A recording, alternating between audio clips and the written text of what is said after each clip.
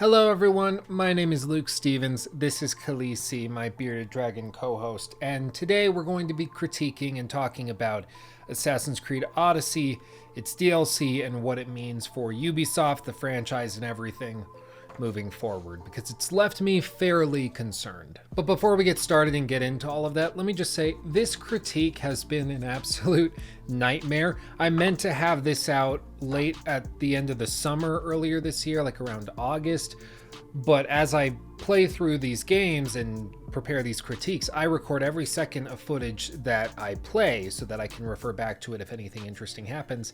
And I had several computer issues, I had hard drives fail. Long story short, I lost a ton of footage. It's been a nightmare to try to deal with this critique. This is the cursed critique as it's come to be known between Khaleesi and I. But damn it, I will not be defeated. So we're making it anyways. We're going to use a bunch of footage for episode 3 that I've collected from Ubisoft because that's most of the... Oh, you okay? That's most of where the footage got corrupted. So we're going to push through together. It's going to be tedious, but nonetheless, we're here, we're doing it. The critique is finally happening, the third part of my 3-part critique series on Assassin's Creed Odyssey. This was supposed to be a conclusive finish to Assassin's Creed Odyssey, but instead, after finishing all of the episodes, it's left me more concerned than elated at the conclusion of this game's content. We'll get into it. I'll explain all of my reasons why, but I have my reasons. You cold? You need to go back in? She's been out like 30 seconds. She just loves her heat bulb. Let's put you back in. Boom. Before we get into the meat and bones of all of this, I want to thank our sponsor for today's video, you guys. Honestly, this channel wouldn't exist. These critiques wouldn't happen if you guys weren't so fantastic and supportive, and I just want to take this moment to thank you. If you want to financially support me, Khaleesi, and her addiction to blue hornworms, you can do just that either by going over to lukestevens.net, my website. You can purchase signed stickers of Khaleesi in various hats and poses. It's just a fun little thing we do. They're very cheap, $5 or under, and they ship worldwide for free. Plus, I'll autograph them right here at this table and ship them directly to you. You get a special personalized handwritten note as well. It's just a cool, fun way of me giving back to you, and you get to support a YouTuber who you've never met. I don't know, I've met some of you guys in public. Like, there was one viewer, I don't know if you're out there watching this, who I met at a hot tub in Eugene, Oregon at like a Holiday Inn, which was, I mean, what are the odds of that? But that's all beside the point. The other way you can support me is through Patreon if you want some exclusive access to critiques like this one before everybody else, or if you want a vocal shout out such as Mike Holland, who is an executive producer, which means that he gets a dedicated shout out in every critique as long as he's a supporter. So congrats, Mike Holland. If you're interested in getting shouted out, again, links. Again, every little bit helps. Even just $1 on Patreon or a single $3 sticker, that really does help. It makes it so I can replace faulty computer equipment. I can feed my bearded dragon and myself. It really does help. But with all that said, let's jump into it. Now we're going to be going through both major DLC expansions to Assassin's Creed Odyssey, Legacy of the First Blade, and Fate of Atlantis. We're going to be going through them in a fair amount of detail, just enough to spoil pretty much everything important. So if you're interested at all in those DLC, I recommend that you stop this video, go play through them. It's about 30 hours of content all told. This video will still be here when you're done. But if you're looking for a broad recommendation or warning to stay away, what I will say is that the DLC in general offers more of the same. If you really liked Assassin's Creed Odyssey's main campaign, you're gonna love Legacy of the First Blade. It gives you a lot more of the same to tackle, although it has some pretty severe problems in terms of writing and the meta implications of the story, but we'll get to that later. And then Fate of Atlantis is like Curse of the Pharaohs in Assassin's Creed Origins for their DLC pack. It's where most of their effort went to, most of their energy. There's a lot of very expansive and impressive world design here. In general, it's quantity over quality, so if you're interested in the novelty of going to Hades or exploring Atlantis, that's something you can do. But in terms of gameplay, Fate of Atlantis and Legacy of the First Blade are some of the most repetitive DLC expansions I've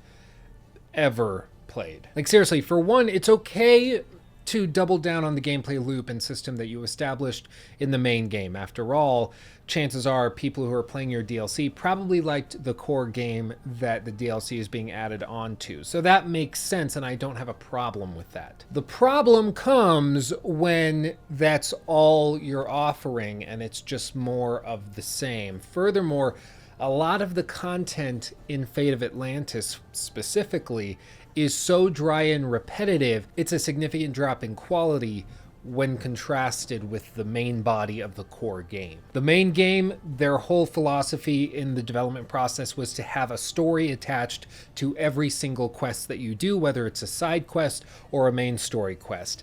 That's pretty much gone out the window when it comes to the DLC packs for Odyssey. My honest recommendation would be that you don't bother getting either of these expansion packs unless you're a diehard fan of the core game, or unless you get it as part of some larger pack or at a heavy discount. It's a significant drop in quality. It's very frustrating to me, especially knowing what Ubisoft is capable of based on what we saw in the core game. It's just kind of disappointing across the board. But we're going to be getting into all of that in the coming sections of this video, which will of course have timestamps below in the description box as well, in case you want to jump around to different sections. So consider this to be your spoiler warning.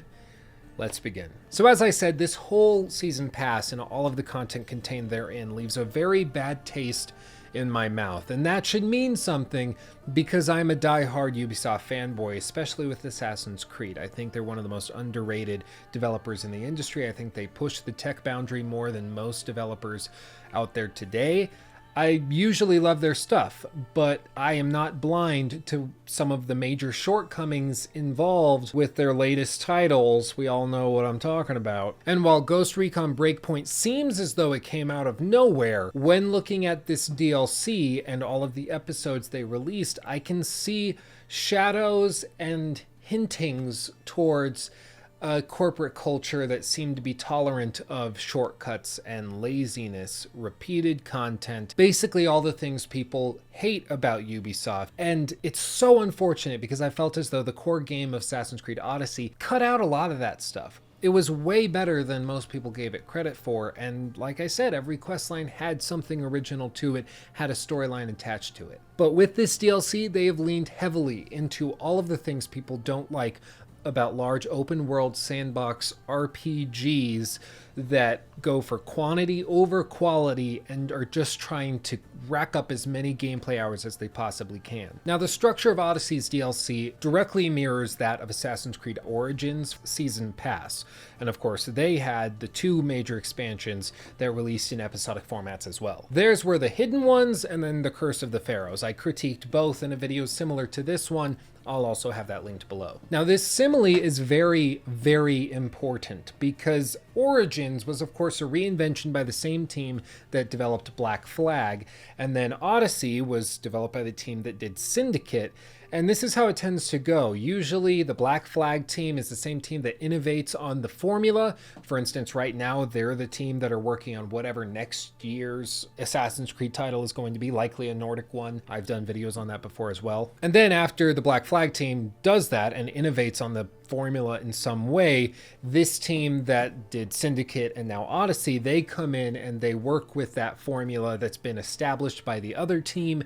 They play with it a little, but stretch it out to go much bigger, broader, go for quantity over the initial innovation that was shown off by the Black Flag team. Now, furthermore, for Origins, the DLC was structured such that the first expansion was going to focus on the gameplay mechanics that had been established in the main body of the core game, and then the Curse of the Pharaohs was going to lean heavily into the sort of mythological, magical, spirit realm stuff, much more fantastic than anything you saw in the main body of the core game. And that same thing has happened here. Legacy of the First Blade leans heavily into the gameplay mechanics of the main game, and then Fate of Atlantis just goes crazy with the spiritual and mythological fantasy stuff, which some people love, some people hate. That's just a matter of personal preference, but it does seem to be the direction that Ubisoft is leaning with these games. Now, all told, there's probably about 35 hours of content here for most players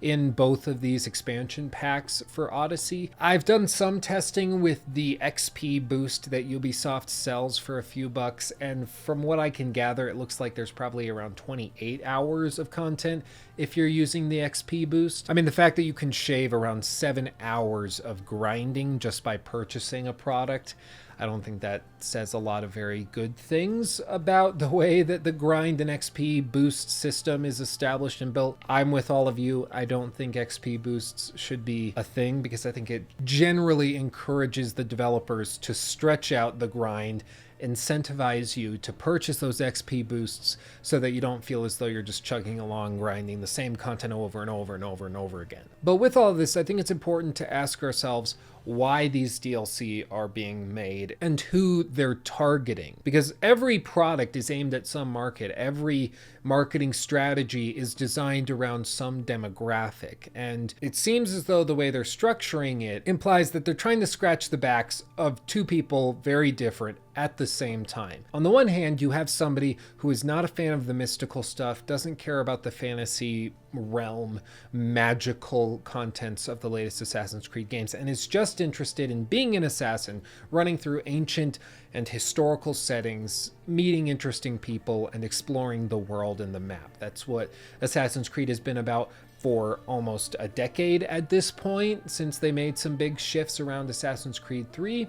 So that's what you got on this hand. On the other hand, you have what Ubisoft probably considers to be their new generation of fans for the Assassin's Creed franchise. These are the people that are much more interested in the open world exploration based titles that lean heavily into RPG mechanics and of course go for quantity and scale above a more linear story. Now in the core game, what you get is what you get. You just gotta get through it and love it if you love it, hate it if you hate it. But with these DLC, it gives Ubisoft a chance to give players more specifically the thing that they like and give them a lot of it. The thing is though, the main game tries to make both of these parties happy at the same time, which is why they blend the two together, so it creates an experience in Assassin's Creed that mixes both of these different types of people's likes together, and it creates sort of a hodgepodge fantasy RPG with some historical elements in it, which can often cause people to just not connect with it. But after playing the main game and dealing with this weird mix, Ubisoft now offers you the DLC,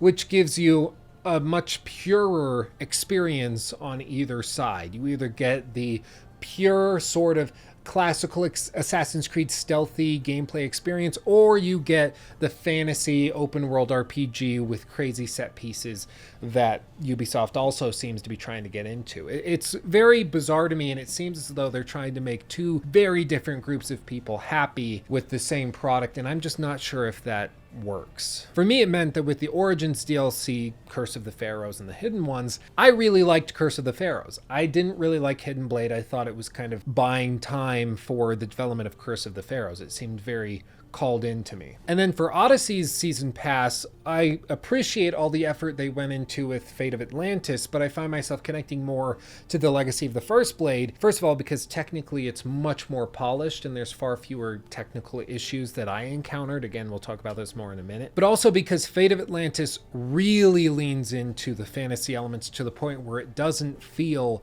like Assassin's Creed at all. It doesn't even feel like Assassin's Creed Odyssey. Truly, Fate of Atlantis left me just confused in terms of tone, in terms of pace, in terms of gameplay design, all of it. And yes, I know her light just turned out. It is 10:13 p.m. at night when I'm recording this, so it's her bedtime, but we gotta film a video. She's a trooper though. She's used to this type of thing, so she'll just go in her cave, go to sleep. She's adorable. But all of this is very highbrow and vague, so I want to get into the nitty-gritty and specifics. We're going to go through Legacy of the First Blade first, and then we're going to go into Fate of Atlantis and discuss each episode as we go. So Legacy of the First Blade has a pretty cool narrative concept at the outset. As the DLC is described on Ubisoft's website and official product page, it says, quote, "Encounter the legend who wielded the first hidden blade and change the course of history. Upgrade your Spartan hero and boost your legend with enhanced gear and brand new abilities. Combat new and unrelenting enemies on land and sea as you journey through ancient Greece. Explore the world and uncover new revelations about the origins of the Assassin's Brotherhood." Should I be a voice actor? Maybe, right? If Yang can do it, I can. Oh, that sounded like I was throwing shade at Yang. Yeah, I'm not. Love you, buddy. You're doing great stuff. I know you do voice acting, so I'm moving on. Now, this expansion contains 3 episodes, and all told, these episodes can take anywhere from just a couple hours to chug through each of them, or they can take as long as 5 hours apiece, depending on how slow you take it, what other stuff you're doing at the same time. I mean, again, this particular expansion is taking place in the same map and world as the core main body of Assassin's Creed Odyssey, so if there's other side quests you get distracted with, you can do those intermittent with these quest lines. It all just kind of blends together. Each of these episodes has a different theme, and especially in terms of gameplay, shift what you're doing over the course of whatever quest lines they assign you. Now, the quest line to start the Legacy of the First Blade unlocks after Chapter 7 in the core game, or in other words, after you complete the main story quest lines on Naxos. Furthermore, it's also recommended that you start at around level 30. Now, early on, you meet a character named Darius, who you find out was also an assassin and has some checkered history and is done some nasty things, but all told, you decide to work with him and you guys chip away at the mean, evil people that are in charge over the area that you're currently working in. Sound familiar? Well, it's because it's also what you were doing in the main body of Assassin's Creed Odyssey. I mean, again, nothing has really changed here. And this carries through pretty much the entire expansion. They throw in some little stuff in terms of narrative that's really weird and bizarre, which I'm going to talk about in a second. But all told, this felt like a mini quest line designed to wrap up the main gameplay elements of the core game all into one quest line. So for instance, the first episode is entirely focused on melee combat. The second episode, by the time you're done with it, is entirely on the sea and centers completely around naval combat. That's pretty much all you're doing, you're fighting on your ship. And then the third episode leans heavily into the stealth mechanics and gameplay systems that they used in the first game, giving you some broader levels and different things to try. And they also throw some new abilities at you, such as what they call the Death Veil, which basically means that if you assassinate some sort of enemy NPC while being completely hidden, nobody's seeing you, the body can disappear and evaporate pretty much immediately, meaning it's much easier to stealth kill an entire camp. It's not realistic at all, which is why I have a problem with it. It just seems like a weird gimmick to make the game easier. And I mean, again, whenever you add a gameplay system like this, you have to ask, okay, well, what's your intention versus what is the actual effect of that change? With this, if you make it so stealth kills make the body immediately disappear if you have this ability, what's that going to change in terms of the level design? It means that the developers will likely be throwing a lot more enemies in there because the bodies are just going to disappear as long as they're standing near a bush when you happen to assassinate them. And sure enough, by the time you get to the end of episode 3, the levels are filled with tons of guards where you're just expected to move from bush to bush assassinating them. Nobody's smart enough to even realize what's going on. I mean, back when I critiqued Assassin's Creed Origins, one of the things I found so impressive about Origins was the fact that the AI was so dynamic that they would recognize when one of their buddies was lying dead or had been attacked or was not on his regular route, so maybe he was busy engaged with you, and then he would go and search for him. And if he found a dead body, he would get upset, look around for you, and when he couldn't find you, if he didn't, he would pick up the body and then they would take them into a field to bury them. This is something you can test yourself. It was little touches like that that made the characters and NPCs and enemies feel like actual people, and it made you second guess whether or not you should be killing all of them. I mean, back in the day, Assassin's Creed used to pride itself on the fact that you couldn't just kill NPCs needlessly. You had to maintain a certain aura of, I guess you could say, professionalism within the Assassin's Creed. You couldn't just go around going crazy, but in this game, it's a complete free-for-all. Now listen, if Assassin's Creed wants to turn itself into a sandbox where you can do anything, that's okay. Games have to shift and develop, and franchises have to do that too. But you have to realize that is in complete conflict with the entire Animus storyline. The fact that this is all supposed to be built off of genetic memories that are being passed from generation to generation. So in theory, you shouldn't be able to just kill anybody and do whatever you want. And furthermore, that's one of the reasons people have actually been upset about the move towards an RPG system, because when you have branching dialogue and choices where every gamer is going to have a different experience, that brings up real questions about what is established lore, what actually is going on in this world. If it's all built off of genetic memories, are you saying that people are still choosing within the genetic memories, or is it a chicken and the egg sort of thing where your choices are actually what happened and you're just walking through and that choice line wasn't established until you made those choices? It gets very complicated. And obviously you can say, what does it matter? Does it actually matter, any of this? Well, yes and no. I think it matters insofar as the narrative has to make sense within the world that they've established. I'm fine if a world is written for a narrative piece of some sort, whether it's a game, movie, novel, whatever it may be. I'm fine if that world is weird, bizarre, impossible. That's okay. My only request, my only demand is that the people within that world, the rules within that world are established and are consistent. An example, of course, being Death Stranding, a critique of which I'm working on right now.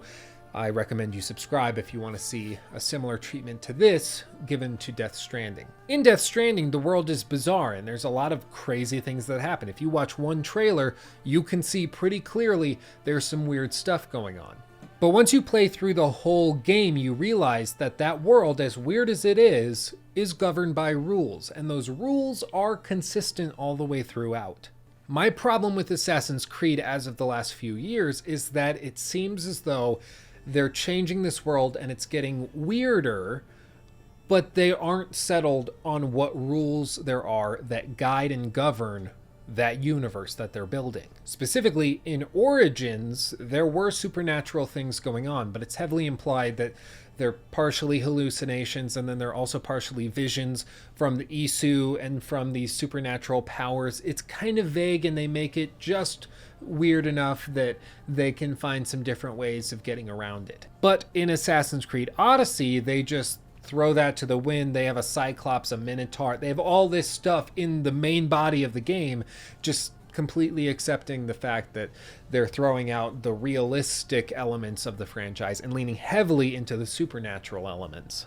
And of course, I'm not the only person bringing this up. Pretty much everybody who's a fan of Assassin's Creed and has played the last few games knows that this is a debate that's currently going on within the franchise's fans, and likely the developers as well. I've spoken to a couple of them. Many of the developers that work on the Assassin's Creed franchise watch my videos, have seen critiques of mine on the games. I'm very flattered by that, and I don't mean any of this personally. All I'm saying is that there has to be some sort of clear, concise rule set established for the world that these characters are operating within. Otherwise, it just gets nonsensical, it's bizarre, and it makes it seem as though the writers and the developers aren't taking the world seriously. And if the world isn't being taken seriously by the people crafting it, why should the player, the people engaging with that world, take it seriously either? And taking things seriously brings me to the next topic, which is one of the weirder moments in Legacy of the First Blade. You see, as you go through the main story of the first episode, you're working with Darius, you're hunting down some people, it's just more of the same. By the second episode, you meet another individual, and you start to talk with them, you start to get a little flirty, and you start to get the hint that the developers and writers really want you to find this person attractive, and they want you to engage in some sort of romantic relationship with them. Now, this is not new to Assassin's Creed Odyssey. Of course, in the main game, you could do all sorts of things. I famously made a video about Supidio and his quest line, which is a direct mirroring of the Oedipus story. I did a whole video on that. It did very well. Again, links below. So romance options are nothing new, and I don't really have a problem with that within the Assassin's Creed franchise and how they've built up Odyssey and Origins. But the thing is, in episode 2, you can't actually avoid this romance. Major plot points of episode 3 and even sections of the fate of Atlantis refer back to this moment, back to this relationship that Alexios or Cassandra have. The player doesn't have a choice here. If you decline and push away the love interest, you just are forced into it anyways.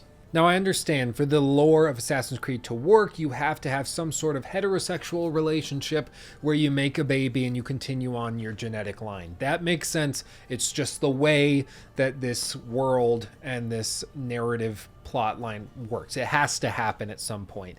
But what they've done before is they just don't show it. So you can leave it to your imagination how they had kids or how they passed on their lineage. And all of this is where Ubisoft actually got in a lot of hot water, surprisingly, when episode 2 launched. This is an excerpt from an article written about this scandal soon after the episode launched. They said, quote, "Assassin's Creed Odyssey's creative director has apologized for a story choice in the game's latest expansion that forces the main character into a heterosexual relationship, undoing the promises of same-sex romance options in the main game and reversing the personal stories some players may have built." Quote, "Alexios and Cassandra, realizing their own mortality and the sacrifice Leonidas and Marine, their grandfather and mother, made before them to keep their legacy alive, felt the desire and duty to preserve their important lineage," Dumont, the game director, reasoned. He went on and said, "Our goal was to let players choose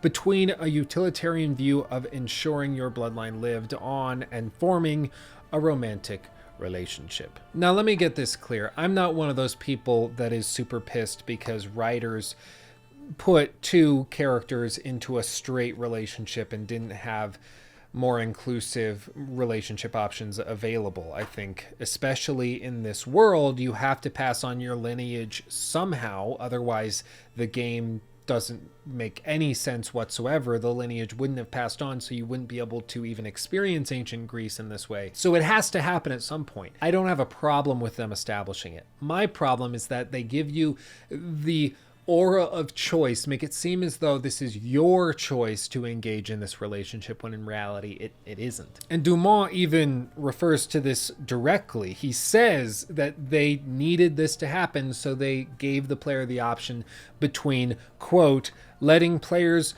choose between a utilitarian view of ensuring your bloodline lived on or forming a romantic relationship." Basically, if you were role-playing as a homosexual character, you were faced with the choice of turning straight or just sucking it up, getting your dinky stinky, and making a baby so that your bloodline would pass on in this way. It's a weird choice to offer players. And I think my biggest issue with this narrative plot point is that it just didn't need to be in the game whatsoever. It really is just not worth the trouble. If you want to do something like this, you simply cannot have already given players the ability to write their own narrative, to do their own thing, to establish their characters' traits as they did, and then rip it away from them and pretend as though it's just, well, yeah, you made all those choices and role played in a certain way in the main game. Yeah, forget that. We want to have some sort of emotional appeal in episode 2, so we got to do this. Overall, it just seems really lazy that they felt as though they couldn't establish a broader personal connection between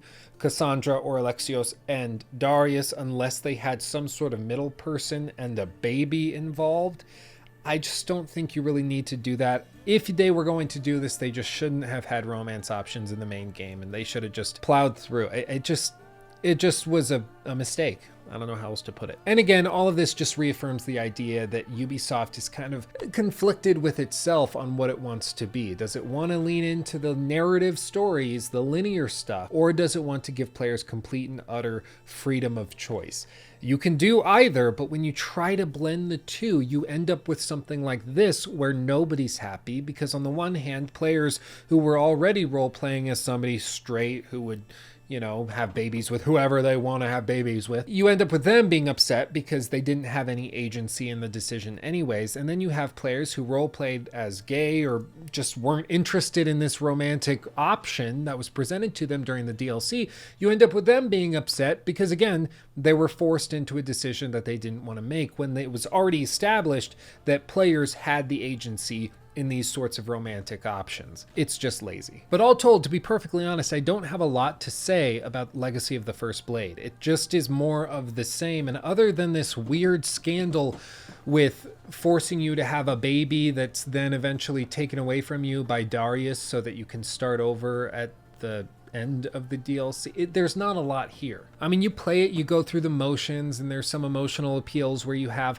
of course, a child, and then also your love interest that's forced upon you gets killed, and it's very sad, and then Darius takes the child away. But the problem is, you know, when you go into those emotional stories that this is just a DLC expansion and there's another one coming. Furthermore, after you get out of this DLC expansion, you're going to go back to the regular gameplay loop, which likely means that Cassandra or Alexios aren't going to be just dedicated mom or dad. They're probably going to get the slate wiped clean, just like at the end of a sitcom, so that the next episode can start all over again and you can continue chugging along your merry way. But with all of that said, I want to shift towards Fate of Atlantis. Now, when it's being sold for full price, Fate of Atlantis cost $25 here in the States. If you want to buy the full season pass, it'll set you back $40. So over half of the entire season pass is wrapped up in Fate of Atlantis. So clearly the standard is set pretty high, especially when you consider that $25 is not a small amount of money, especially in the gaming industry, when you're talking about a lot of AA titles that will cost less than or equal that amount. Needless to say, my expectations were high, and Ubisoft talked this expansion up a lot, just like they did with Curse of the Pharaohs. And I enjoyed Curse of the Pharaohs, so I was all down to have my mind blown and travel to all of these mythical lands and fight all sorts of mythical beasts. So I booted it up and oh boy, where do I even begin with this? So, like, you remember how I said my favorite thing about the main body of Assassin's Creed Odyssey was that every quest had a story? That's not a thing here. Forget that. So episode 1 sets the player up in Elysium, which is basically heaven for a bunch of very special people that were carefully selected by the Greek gods. And it really is beautiful. And furthermore, it leans heavily into the Isu story arc, which was established back in Assassin's Creed 2's visions of Adam and Eve in the garden. And honestly, this blend works very, very well, melding the Isu storyline and characters in with the Greek royalty and god hierarchy works really well. And so in terms of tone, design, again, world design, everything like that, this is a really interesting way of doing it. Now, in terms of structure, the way they've set everything up is that you have these large lifted areas that you can climb up the side of, or you can teleport to the top using these small little stations. I was trying to figure out why they felt the need to do this, and I think it was just to give the map a better look of verticality, even though in reality, if you were to just squish all of the peaks down, all of these large plateaus down to ground level, the map would be pretty much the same size. And at first it seemed like it was really cool because you get up to this crazy high vantage point, you can look over the map and see a long distance, and then you see how you're basically in the fishbowl of this ocean waterfall cave. Seriously, I don't even know what to call it. I guess it's a crater, maybe? What do you even call this thing that the city's in? But as I played more of the Elysium section in Chapter 1, I started to see that this was likely just to pad out traversal times, because if the map were flat, it would be very easy to traverse from place to place to place, something which they're going to be asking you to do a lot of. Whereas if everything is raised, yes, you can just climb up the side of the cliff, which takes about a minute to 90 seconds to get from the bottom to the top, depending on where you start. Or you can run around to a specific point on the map around this raised area to teleport to the top, at which point you still have to climb a little bit, but you can skip the brunt of it. Now, because I'm me and I make everything more complicated than it needs to be, I actually got out my phone and I timed the average difference on trying to climb up to the top of one of these plateaus 5 times each. 5 times I just climbed up the side of it by hand, free climbing, and then the other 5 times I started at random spots and ran to the teleportation pillar and shot up to the top. What I found was it's actually between 5 and 10 seconds for either one of these options, give or take. So you're not actually saving time by running off to this specific teleportation pillar thing. You can actually save more time just climbing up the side of the cliff, depending on where you start. So those things are kind of useless. Furthermore, it made me realize that it likely only exists to lengthen the amount of time it takes to get from the bottom of the map to the top section where most of the quest lines will be established in these larger levels built on top of these cliffs. And this was the first truly worrying thing in this whole DLC expansion that I saw, because it made it seem as though Ubisoft was just trying to pad out gameplay hours by making things more tedious. And good God Almighty, was I right. So for instance, they have a ton of missions surrounding smashing statues.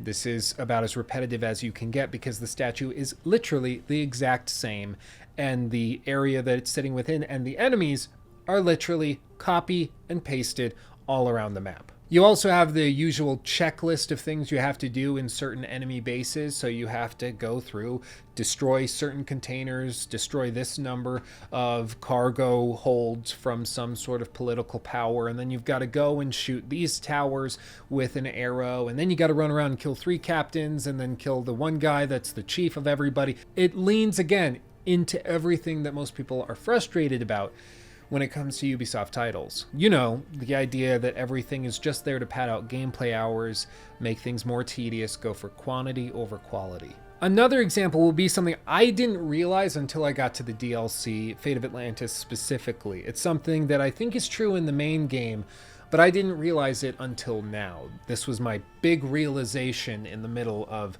Chapter 1. Every time your character levels up, Ikaros' perception increases, and they tell you this every time you level up. It's written in text right along the bottom of the screen, and I never really thought about what that meant, but what it effectively means is that Ikaros' perception of different items, enemies, mission objectives, you name it, all increases, so he can see farther, he can see through walls and buildings and things like that. I never actually thought why this was done, why they felt the need to increase perception. Why wouldn't they just have it set at a static level? Well, it's because they start spreading stuff out and relying on you using Ikaros to discover where you need to go. So for instance, one of the things I loved most about Assassin's Creed Odyssey in the opening hours is the fact that characters would assign a mission unto you, and they would tell you and describe to you where on the map you were going. You didn't just have some waypoint show up in the middle of nowhere, somewhere you've never explored before, but instead they would tell you the island, they would tell you some sort of landmark you had to go and find, and then they told you to the south of that. It made it feel much more believable and realistic. And in the early hours, Ikaros' perception was low enough that you had to pretty much get to where you were going before Ikaros would ever be able to see or find that waypoint for you. If anything, he was sort of an afterthought. He would help you once you got to the area of the mission that it was assigning you to, trying to get you to go to. Ikaros would pop up and show you precisely within that smaller area where you were supposed to go. But with the DLC, by the time you're playing here, your level is probably well above 45, 50, and Ikaros' perception is going to be off the charts, to the point where hundreds and hundreds of meters away, Ikaros is able to see your waypoint, and the game leans into this, basically demanding that you, instead of just exploring an area, just pull Ikaros up, he'll look around, he'll pinpoint where everything is, because again, most of these quests involve fetching or destroying or killing a certain number of individuals, people, or things, whatever it may be.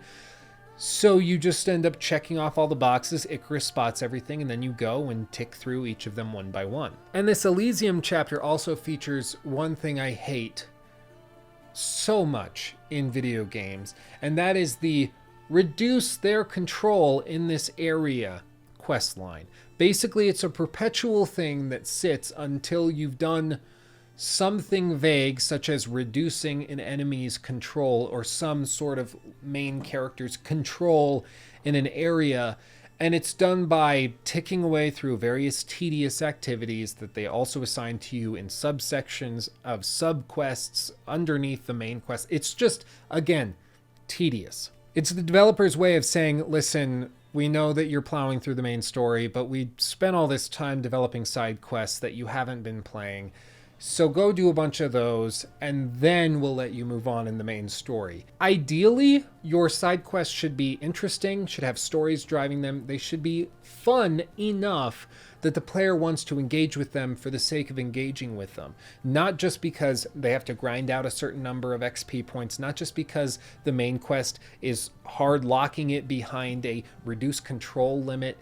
Again, this shouldn't need to exist, and if it does exist in your game, I think it's a bad sign of the rest of the questing structure. And probably the smallest and simplest example of this tedium that personifies all of Fate of Atlantis for me is this specific area. You see, there's these little items you can collect called Enigmata Ostrakas, and I know I'm probably mispronouncing that. You see, it's sitting on top of these pillars, and it looks as though you should be able to just climb up this. After all, these characters are able to climb up the Pantheon, able to climb up lighthouses, cliff sides. If anything, this should be a walk in the park. But no, all of this stuff is designed very carefully so that the player can't just climb up it. In order to get to this collectible item, you have to literally go down, cross over to the other mountain, climb up it, then cross over a rope. This item is designed and placed in just such a way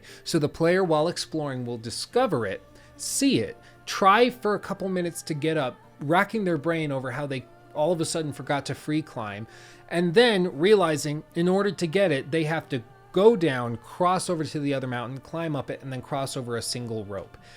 It's not fun. This isn't a fun, engaging, explorative, rewarding experience. This is just tedious and mind-numbing. And no, it's not a puzzle. And I get it. It's an item that you're supposed to like search for and find. It's not supposed to be easy to find. But it's not a puzzle. This doesn't require any sort of thought on the part of the player, any sort of creative solutions or anything. This is just a time void. Now, another thing that started to happen during Chapter 1 of Fate of Atlantis that caused me a lot of concern was the fact that the game kept on crashing. Now, I was playing on PC with a controller the way I play through pretty much all of my Assassin's Creed games, and I've never had issues like this before. I didn't have issues in the main game, but specifically when playing through the Fate of Atlantis Chapter 1 DLC, Chapter 2, and Chapter 3, all episodes of Fate of Atlantis, I had consistent crashes that caused not just the game to freeze, but it caused my entire computer to lock up to the point where I had to shut the whole thing down. I was actually talking to a friend of mine who does tech support after I had a bunch of hard drives fail, erasing most of my Chapter 2 and Chapter 3 footage from Fate of Atlantis, and he actually told me it's quite likely that these crashes, based on the error codes they were spitting out, caused instability on the hard drive that they were being saved to, which could have also impacted the stability of the drive as a whole, causing them to eventually crash. I don't know if that's true, but it's pretty bad if that is the case, that your DLC is so broken you're causing hard drives to become unstable. Like that's bad. But I'll give Ubisoft the benefit of the doubt after all, because I don't know if this is true. What he was describing was way above my realm of understanding when it comes to hardware and tech and computer stuff, so I'll leave it up to him. And there's other things that show a real lack of polish throughout the whole DLC. For instance,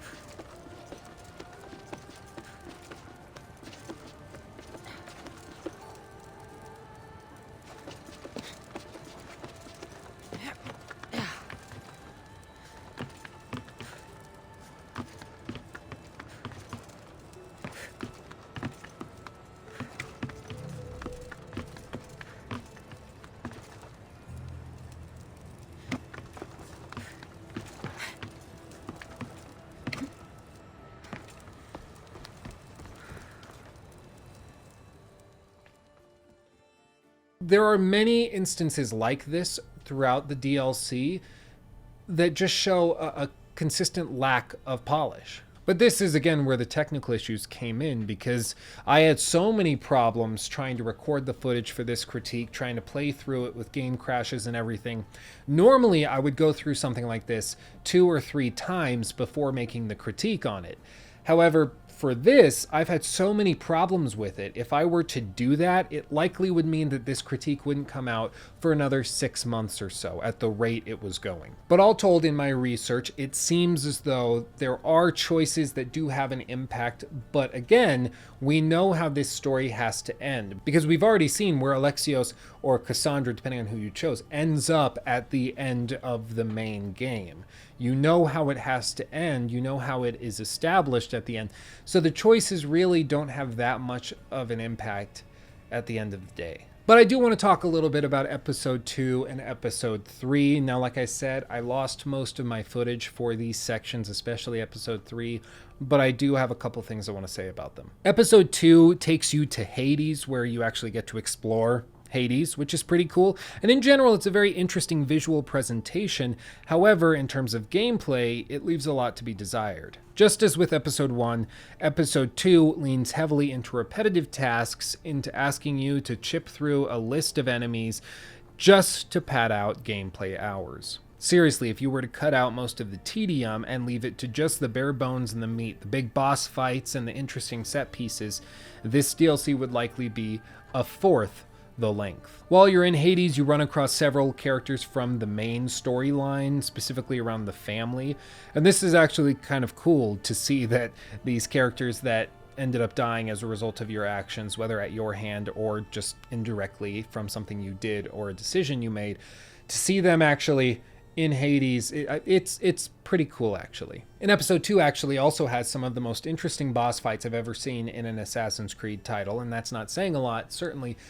But these things actually are pretty well polished and established, and I actually like how they work pretty well. They're flashy, they have individualized movesets, they're tough, they require precise timing, and they require some effort. And it got me thinking, maybe this is where Ubisoft is starting to shift the franchise. Maybe they're going to try to meld something like Star Wars Jedi Fallen Order and a broader exploration-based title all together with RPG mechanics, sort of like blending Sekiro with an Assassin's Creed title. It seems interesting, and the combat system has a long way to go before they get to that point, and they got to cut out a lot of the bloat here in order to get something lean enough to really be usable and to be held in that high a regard. But nonetheless, it does seem interesting, and if a company that has as much manpower at their disposal as Ubisoft is going to get into these types of games, I think it could be really interesting to push the scope of these types of titles. It could be interesting to see how it develops. And given the wild success of something like Star Wars Jedi Fallen Order with a gameplay system similar to that, I think it shows good things for that. I don't know if you could call it a whole genre of game, but certainly a subset genre, mini genre of the larger action RPG genre that Bloodborne, Dark Souls, Sekiro tend to operate within. And lastly, in episode 2, you get to deal with some very emotional moments with characters from the main game. Like I said, you get a lot of people from the main story coming back, and you get some resolution with characters who you likely established a pretty significant emotional relationship with, which I'm actually a fan of. Now, it's been a while since I went through the main game of Assassin's Creed Odyssey, so not a lot of this stuff is very fresh in my mind. Again, it seems as though a lot of these emotional appeals depend heavily on you having recently played through, on you having recently seen these characters and had these emotional moments. So it didn't hit me as hard as I think it'll hit some other people. But nonetheless, it was cool, and this is a much better emotional tactic and appeal than forcing somebody to have a baby that they're going to inevitably lose. Like, this is better. And in episode 3, you actually arrive within Atlantis itself, and it's, as you would expect, a very beautiful representation of the mythological city known as Atlantis. And if episode 1 focused on exploration, episode 2 focused on melee combat, episode 3 really leans into the diplomacy, the branching narratives, the dialogue options. In fact, there's probably more cutscenes and talking in episode 3 than in the other 2 episodes combined. Now, I'm actually okay with this, specifically because they've leaned so heavily into melee combat for hours upon hours upon hours at this point through episode 1 and episode 2. Believe it or not, it can start to feel a little stagnant, and so to play into a mechanism that isn't used a lot in the DLC, and certainly isn't used a lot even by the end of the main story of Assassin's Creed Odyssey, I'm actually really in support of it to see how much Ubisoft can apply pressure to, bend and morph and mold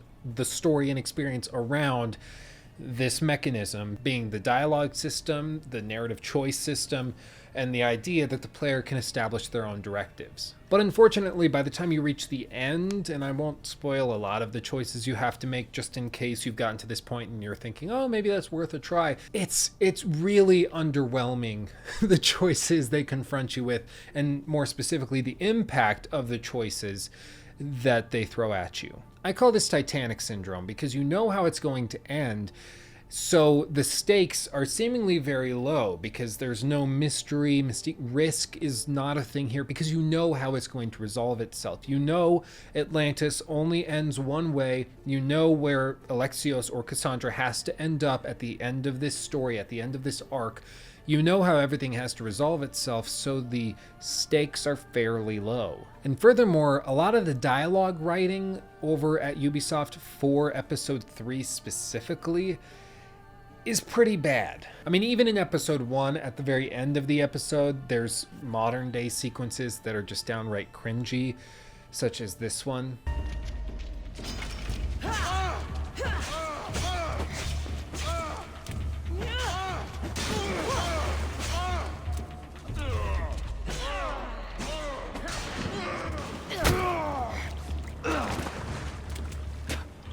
And the thing is, episode 3 relies so heavily on the quality of the dialogue because it mainly focuses on the choices you're making within these dialogue sections. To have anything less than stellar writing really underwhelms the player. It really undermines the experience. It pulls the whole thing down, makes it so it's really hard to take the story seriously when the writing is pretty bleh.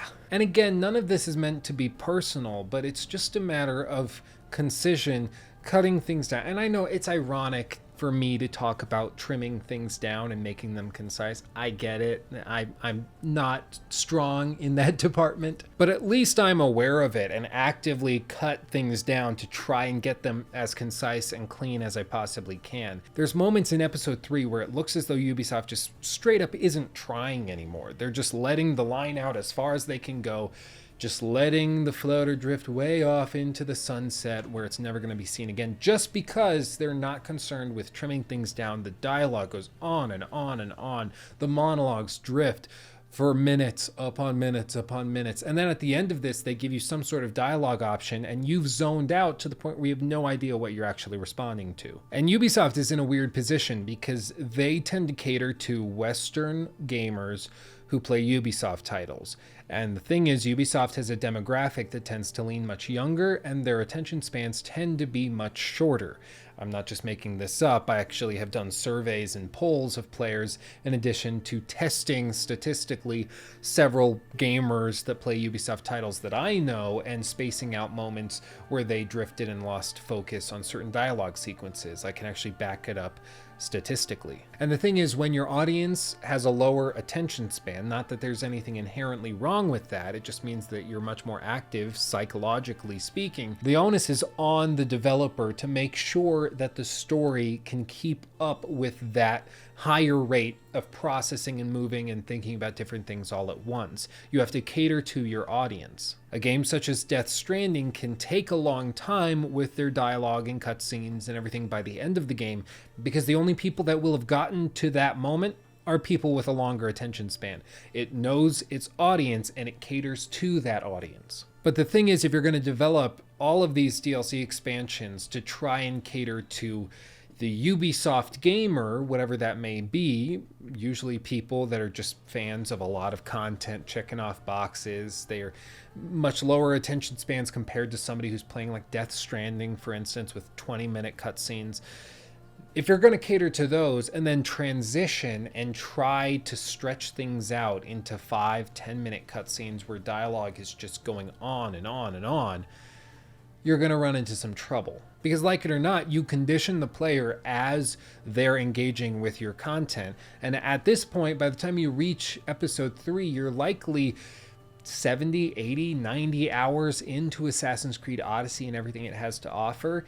And at that point, you've been conditioned to a certain pace and rhythm of dialogue. And in episode 3, that goes out the window and they start writing small novelettes for each and every scene that you go into. It's bizarre. But at this point, I want to talk about all of the DLC on a much more meta scale, because there are, as I said at the top, very concerning things within these DLC that make me concerned about the future of the franchise. Like I said, there are some real strange choices that were made throughout Legacy of the First Blade and, of course, the fate of Atlantis. But to put it succinctly, it seems as though Ubisoft is actively conflicted as to what they want Assassin's Creed as a franchise to be. Do they want it to be the broad open world exploration RPG, or do they want it to be a more linear stealth game? Do they want it to have all this magical mythical stuff in it, or do they want to take it more seriously, historically speaking? As long as they try to meld all of these things together, it creates a weird hodgepodge that leaves a lot of players feeling as though Ubisoft isn't committed to a single idea. And at that point, the player is not going to become committed to that single idea or to any sort of concept of the game's narrative, story, world, universe, whatever it may be, because it seems as though the developer hasn't even taken the time or effort to put themselves in that position to take it seriously. Say what you will about the early games, about Assassin's Creed 1, 2, even 3, Brotherhood, Revelation, all of those games. They took their story and their world very, very seriously. Even Origins took its world and story very seriously. Assassin's Creed Odyssey started to really fudge it and take it for granted and play around with it a lot, which was all in good fun. But then Fate of Atlantis and Legacy of the First Blade just throws all of it out the window, and it just shows to me a real identity crisis. Now, a lot of stuff played into this. I don't think it happened in a vacuum. I don't think this type of thing can happen just out of nowhere. It seems to me that this DLC and Odyssey more broadly was a result and a reflection of the corporate attitudes of the management within Ubisoft at the time. This is, of course, the same management that led to the eventual release of Ghost Recon Breakpoint and several other Ubisoft releases that were met with less than critical acclaim. And from what's been said publicly, the CEO of Ubisoft, Yves Guillemot, who's also a co-founder and a game developer himself, it looks as though they're aware of all of these problems, of the lack of concise identity, of the weird, bizarre lack in quality in some of these recent releases, the rushing out, the copy and pasted nature, basically just the lazy development strategies that it looks as though some upper level management was employing. Yves Guillemot has said that they're going to take steps to correct this, that they're going to actively pursue ways around this sort of lazy development style, that they're going to improve it, which is why they delayed pretty much every game in 2019 into 2020. And apparently, I've heard some rumblings, they've pushed back some games that were supposed to launch this coming spring back into the fall or even into 2021. They're really taking this seriously and taking a lot more time. Which, you know, we can roast Ubisoft all we want about rushing things out or doing things poorly, and there's this problem and that problem, but this is honestly the type of response that we would hope for. They're taking it seriously. They know that this is a problem, and they're taking active steps to correct the mistake. At least that's what we've been told. That's what I've heard from people within the company. It seems to be true. And like I've said in the past, I will criticize a company to hell and back when they do something incredibly stupid, borderline evil, as I've done with Bethesda a lot. But that is with the strict caveat that I will compliment and praise companies, lauding them excessively when they do something good, because if I don't do that, what worth do my criticisms actually hold? If I'm just the guy that criticizes everything constantly, my criticisms don't mean a whole lot. And whenever I say something like that, people think I'm throwing shade at other YouTubers. I'm not. I'm just calling out something I see in the industry a lot, which is that we just like to be recreationally outraged. And I think that's stupid. People deserve a second chance. People deserve the chance to correct their mistakes, including large companies that are developing something and working on things that people like you and me, fans of these franchises, love dearly. We should all want these companies, these artists, these developers to improve on their craft, to make improvements and fix their mistakes. That's what we should all be rooting for. And that requires second chances, third chances. That requires giving them grace, praising them when they do something good. But it also involves holding them accountable when something is done poorly, which I feel as though the DLC for Assassin's Creed Odyssey was done poorly. It's too bad, because I really was looking forward to the DLC. When I heard they were going to Atlantis, I was intrigued, especially when they started talking about some of the new boss fights they wanted. And a lot of this stuff, it was done pretty well, and you can tell there were some very passionate people and talented artists working on this project. But the direction, the writing, across the board, it just seems as though this thing was rushed out. It wasn't given the time and the attention it deserved or needed. And it leaned into a lot of old habits that Ubisoft, I thought, had dumped after Origins, but apparently they're back to their old ways. So we'll just have to wait and see if this is Ubisoft and Assassin's Creed moving forward, if Origins really was just a fluke, or if they're actually aware that they fell back into old ways and they're going to take active steps to be revolutionary again, to try something new and different in 2020. But those are just my thoughts. Let me know all of yours in the comments section below. Thank you for watching, honestly and truly. I am sorry that this took so long to get out, and I appreciate you putting up with all of the difficulties with regards to lost footage and weird artifact. It's just, this video has been the most difficult to get together and finally put out of any video in the last year and a half probably that I've made.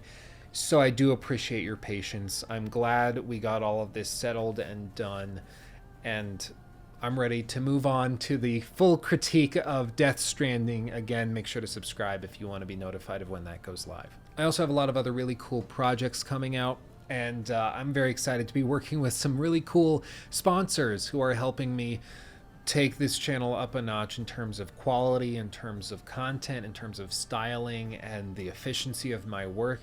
It's really remarkable, and I'm incredibly blessed to have amazing sponsors, to have amazing viewers like you. It really does mean the world to me. But that's all from me. Me and Khaleesi, thank you very dearly for watching and sticking with us all this time. It means the world. I love you very, very much, and I'll see you in the next video. Peace out.